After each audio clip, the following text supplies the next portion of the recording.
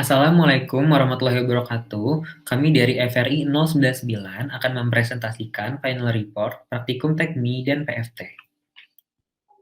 Berikut adalah anggota FRI kami. Yang pertama adalah saya sendiri, Muhammad Lamfir Daus, dan dua rekan saya, Dea Trulina Safitri dan Anissa Haq. Yang pertama, kami akan mempresentasikan Praktikum Tekmi terlebih dahulu. Perusahaan kami bernama CV Impostor dengan bisnis field-nya manufacturing yang memproduksi produk dengan nama Unboxing Box. Unboxing Box itu sendiri adalah alat bantu UMKM yang ditujukan untuk pedagang sayur. Alat ini berbentuk seperti tumpukan 3 box yang ditopang dengan kerangka serta box untuk mempermudah pedagang sayur melakukan mobilisasi barang dagangannya. Pada box terdapat sekat yang dapat disesuaikan dengan kebutuhan pengguna produk atau alat. Selain itu, alat ini juga dapat digunakan sebagai alas untuk berjualan. Bagian kerangka dilengkapi dengan sandaran dan dudukan yang dapat disesuaikan sehingga penjual sayur dapat berjualan dengan nyaman. Produk ini juga menggunakan material food grade yang aman untuk sayuran. Perusahaan kami memiliki visi menjadi perusahaan dengan produk utama keranjang sayur yang memiliki kualitas produk dan pelayanan terbaik. Misinya adalah melakukan pengembangan terorganisir pada produk dan memberikan jaminan bahwa produk memiliki layanan terbaik terhadap konsumen. Selanjutnya, kami akan masuk ke market analysis. Market analysis meliputi segmenting, targeting, dan positioning. Untuk segmenting itu sendiri meliputi geografis, demografis, psikografis, dan behavior. Geografis itu sendiri adalah unboxing box akan dijual di wilayah Jawa Barat dengan alasan bahwa provinsi ini merupakan salah satu provinsi dengan jumlah pasar tradisional terbanyak di Indonesia yang datanya diperoleh dari survei BPS tahun 2020. Demografisnya, produk ini disesuaikan untuk membantu pedagang sayur yang cara berjualannya digelar pada rentang umur 20 sampai 60 tahun. Psikografisnya, pedagang sayur dengan penghasilan rendah sehingga belum mampu menyewa tempat untuk berjualan. Lalu, behaviornya, perusahaan berfokus pada pedagang sayur yang ingin melakukan mobilisasi dengan mudah dan membutuhkan alat yang dapat disesuaikan dengan kebutuhan tanpa harus cemas sayurannya terkontaminasi, karena produk ini menggunakan material food grade atau aman untuk makanan. Lalu kita masuk ke targeting. PT Impostor menggunakan strategi spesialisasi pasar, yaitu strategi yang berkonsentrasi melayani kebutuhan dalam kelompok tertentu. Hal tersebut bertujuan untuk menciptakan image kuat produk pada konsumen. Namun, tidak menutup kemungkinan bagi pedagang lain yang cara berjualannya digelar menjadi target penjualan karena membutuhkan produk ini. Lalu, positioningnya, produk ini akan dikenal sebagai alat bantu UMKM, pedagang sayur yang mempermudah proses berjualan dan memiliki tagline "Makes Everything Easy Peasy". Dengan adanya tagline tersebut, maka produk dapat memposisikan diri di mata konsumen. Lalu kita akan masuk ke marketing mix yang meliputi produk, price, place, dan promotion. Produk itu sendiri adalah unboxing box yang merupakan produk inovasi dari keranjang sayur yang sudah ada di pasaran. Produk ini berbentuk seperti tumpukan 3 keranjang sayur yang dilengkapi oleh kerangka, sekat, roda yang bertujuan untuk mempermudah pedagang sayur melakukan mobilisasi. Produk ini juga memiliki dimensi tinggi 90 cm, panjang 40 cm, dan lebar 30 cm. Produk ini juga akan dijual dengan harga Rp399.900. Place-nya, perusahaan manufaktur dan memiliki gudang untuk menyimpan persediaan produk serta bahan baku yang berlokasi di Bandung, Jawa Barat. Lalu, promotion-nya, promosi akan dilakukan dengan menawarkan produk langsung ke konsumen melalui brosur yang dibuat oleh perusahaan serta menyediakan produk pada marketplace seperti Lazada, Shopee, dan Tokopedia yang disambungkan dengan iklan media sosial seperti Facebook. Berikut adalah strategi pemasaran dari perusahaan kami. Advertising plan-nya ini akan menggunakan brosur. Untuk brosur itu sendiri akan diproduksi sebanyak 15.000 per tahun. 15.000 ini dalam satuan lembar. Per lembarnya seharga Rp145, maka totalnya adalah Rp2.175.000. Lalu, untuk spanduk, kami akan memproduksi 18 lembar per tahun. Dengan harga per lembarnya 30.000, maka totalnya 540.000. Maka total dari strategi pemasaran kami dari advertising plan-nya yaitu brosur dan spanduk adalah Rp2.715.000.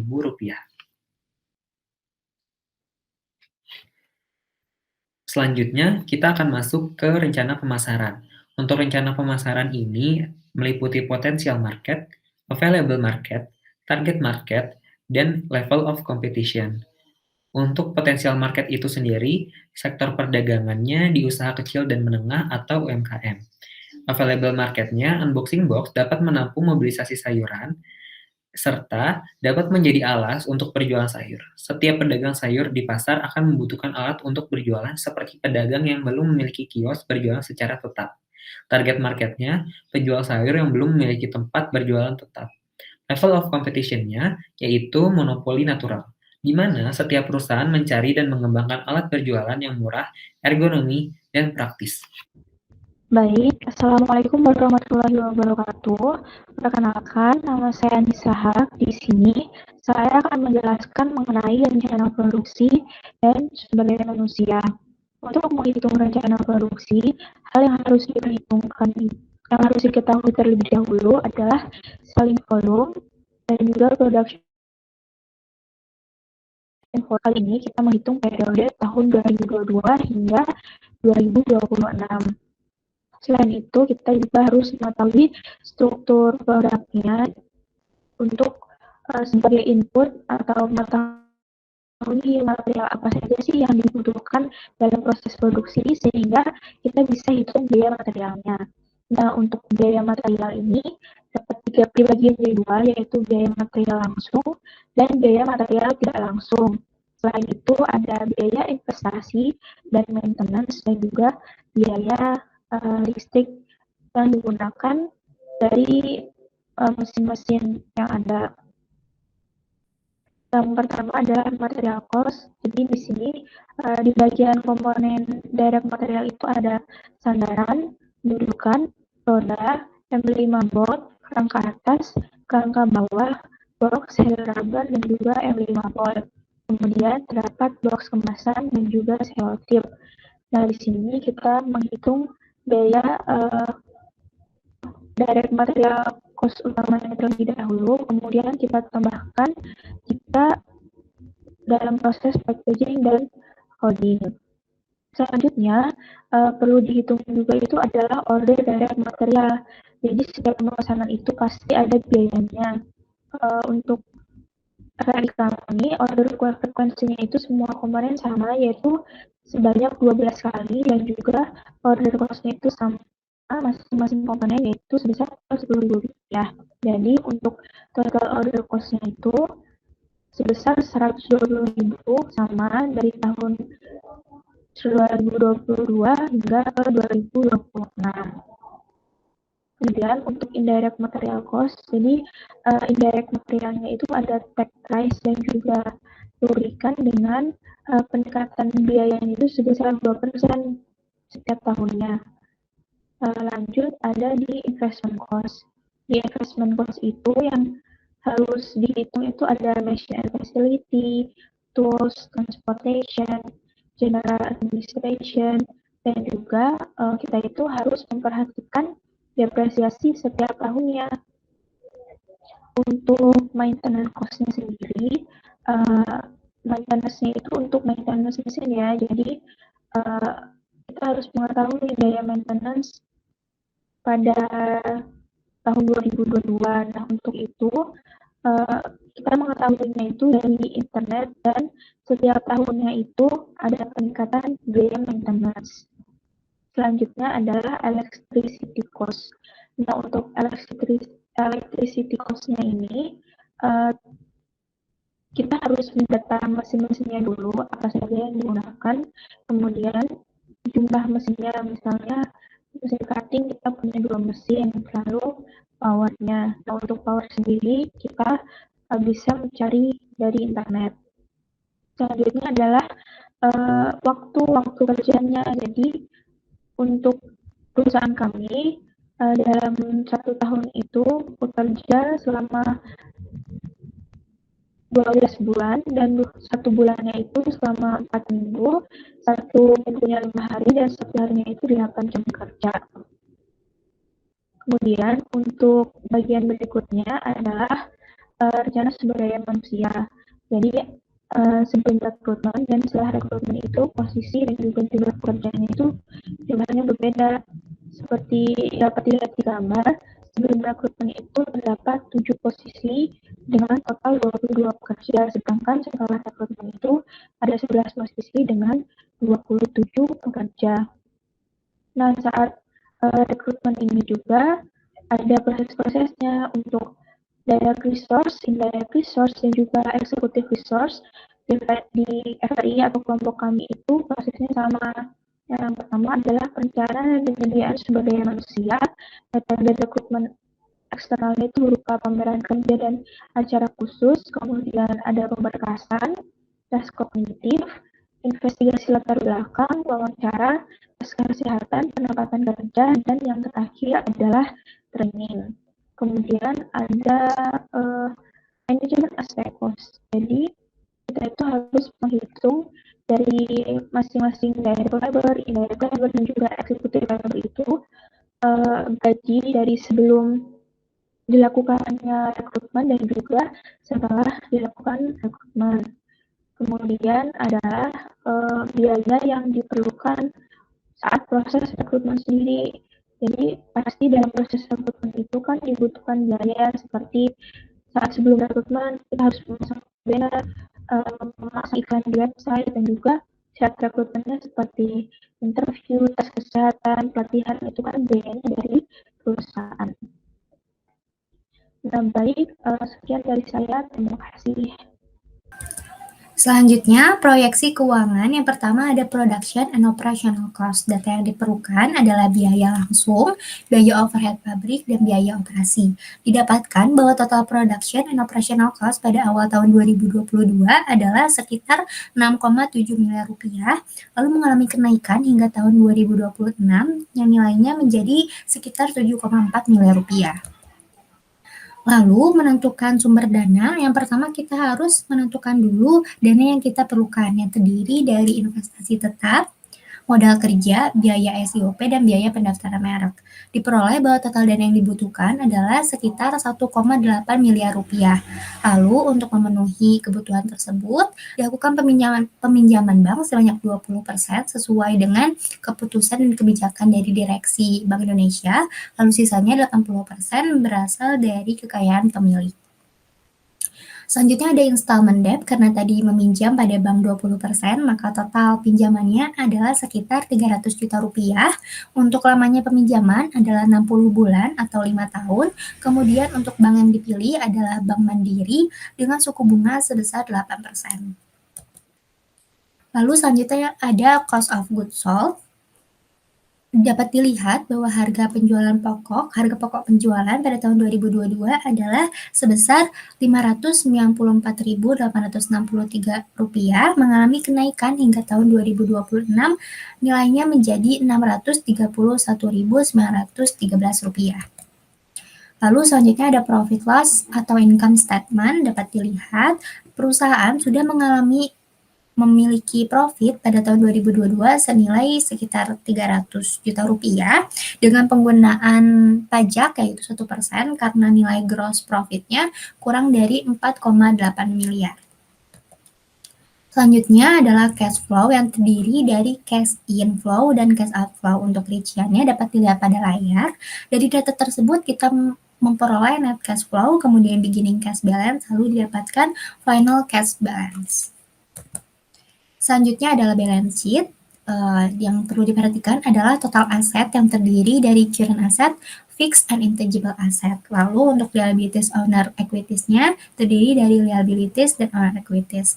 Untuk dikatakan seimbang adalah ketika total aset yang kita miliki sama dengan total liabilities dan owner equities. Dapat dilihat pada baris di bawah untuk balance sheet check-nya sudah menggunakan tanda strip atau 0, maka dapat dikatakan bahwa total aset sudah sama dengan total liabilities dan owner equities. Dapat dikatakan seimbang. Selanjutnya adalah analisis kelayakan. Untuk metode net present value bisa dikatakan layak karena nilainya sudah lebih besar daripada 1. Untuk payback periodnya sudah bisa dikatakan layak karena nilainya yaitu 3,62 lebih kecil dari periode perusahaan yaitu 5 tahun. Kemudian untuk break even point-nya bernilai 1 yang lebih besar dari 0, maka sudah diputuskan perusahaan feasible atau layak. Selanjutnya dengan metode IRR, untuk mengetahui persen kenaikannya itu menggunakan persamaan interpolasi dan trial and error. Untuk yang pertama didapatkan 23%, yang kedua adalah 24%. Dapat dipilih bahwa IRR-nya adalah 23,84%. Maka dari hasil tersebut dapat dikatakan layak karena nilai IRR sudah lebih besar daripada MARR, yaitu 8% dari suku bunga bank. Selanjutnya adalah metode benefit cost ratio, diperoleh hasilnya adalah 1,13, maka perusahaan dapat dikatakan layak karena nilai BCR yaitu lebih besar daripada 1. Selanjutnya memasuki presentasi perancangan fasilitas telekomunikasi. Untuk jarak antar supplier dengan kandidat lokasi, yang kandidat lokasinya terdapat dari 3 kandidat, yaitu yang pertama dari Kota Bandung, yang kedua adalah Kabupaten Bandung Barat, dan yang ketiga adalah Kabupaten Majalengka. Lalu suppliernya ada 3, yang pertama Istana Aluminium, yang kedua PT Pabrik Karat Marga Jaya, dan yang ketiga PT Persahabatan Pembangunan. Nah, dari masing-masing kandidat tersebut dihitung pada ketiga supplier, dapat dikatakan bahwa kandidat yang B ini memiliki total jarak paling sedikit, maka dapat dikatakan untuk kandidat lokasi adalah kandidat yang terdekat dengan ketiga supplier. Selanjutnya pemilihan lokasi dengan faktor rating, memperhatikan faktor kuantitatif dan faktor kualitatif. Lalu kita tentukan bobotnya, kemudian dari hasil perhitungan didapatkan nilai terbesarnya adalah 72,32, yaitu milik alternatif 2, pabrik yang terletak di Kabupaten Bandung. Maka dari itu alternatif 2 terpilih untuk menjadi letak pabrik yaitu di Kabupaten Bandung. Selanjutnya untuk routing sheet, hasil dari routing sheet ini dapat dilihat adalah waktu produksi yang dibutuhkan untuk satu produk adalah sebesar 56,67 menit, lalu untuk total fasilitas yang dibutuhkan sampai proses selesai adalah 15 fasilitas mesin, dan jumlah maksimum hasil produksi yang harus disiapkan adalah 36 unit. Selanjutnya adalah material handling equipment. Material handling equipment adalah alat transportasi yang digunakan untuk membawa part dari setiap lantai produksi. Material handling yang kami gunakan adalah hand truck dengan dimensi 1 dikali 0,5 dikali 1 meter dan kapasitas 150 kg. Unit lotnya adalah 37 dengan faktor 1 dan 37. Untuk unit lot 1, waktunya 1734, dan unit lot 37, waktunya 1892. Selanjutnya adalah stacking. Stacking itu sendiri adalah penumpukan. Penumpukan ini adalah penumpukan yang kita lihat pada material handling yang digunakan. Misalkan pada nomor 1, REC ke GBBU membawa part sandaran. Maka didapatkan stackingnya 57. Stacking 57 itu adalah kapasitas yang dibutuhkan dari hand truck untuk membawa berapa banyak sandaran. Seperti juga pada nomor 3 itu roda. Didapatkan stacking 93. Maka hand truck dapat membawa 93 paket roda dalam sekali jalan dari REC ke GBBU. Selanjutnya adalah maksimum unit lot. Untuk maksimum unit lot, kita menghitung sama seperti sebelumnya, didapatkan bahwa stacking maksimumnya misalkan untuk nomor 1, REC ke GBBU membawa part sandaran dengan berat 500 gram, yaitu memiliki stacking maksimumnya 57. Berarti hand truck-nya maksimal membawa 57 paket sandaran. Dengan lot size-nya 1 dan prepared unitnya 37, maka total stacking weight yaitu 28,5 kg, dan total unit weight-nya 18,5 kg, dan total unit lot-nya 0,5 kg, maka dengan MAE hand truck didapatkan total maksimum unit lot-nya adalah 1. Begitu juga untuk from N2 yang lainnya. Baik, di sini saya akan menjelaskan mengenai FTC, initial layout, dan juga final layout. Untuk menghitung atau menentukan FTC sendiri, hal yang pertama kita lakukan adalah menghitung jarak. Untuk menghitung jarak, yang perlu kita lakukan dulu itu adalah menentukan koordinat, lalu sentroid, dan juga MHE unit load yang telah dipilih dalam perhitungan sebelumnya. Nah, di perhitungan jarak di travel distance of material handling sendiri, perhitungannya dilakukan dengan cara mengalihkan rectilinear distance dengan total frekuensi. Contohnya, untuk from to RSC to GBBU di bagian sandaran, itu rectilinear distance-nya adalah 2,5. Lalu total frekuensinya adalah 3,7, sehingga travel distance of material handling-nya sebesar 92,5 meter. Perhitungan ini dilakukan ke semua from to. Kemudian, perhitungan biaya material handling. Yang pertama itu kita harus mendata biaya depresiasi, maintenance cost, electric cost, dan operator cost, serta waktu kerja seperti dalam bulan, di sebulan bekerja 20 hari dan satu harinya itu 8 jam kerja. Biayanya itu diubah dalam per hari, lalu dijumlahkan. Pada perusahaan kami diperoleh total itu adalah Rp161.193 per hari. Dan untuk material handling cost per meternya itu adalah total cost dibagi total distance, sehingga diperoleh sebesar Rp21,03. Untuk material handling cost tiap from to, cara perhitungannya adalah total distance-nya dikali dengan material handling cost per meter. Contohnya yang pertama adalah REC GBBU sandaran.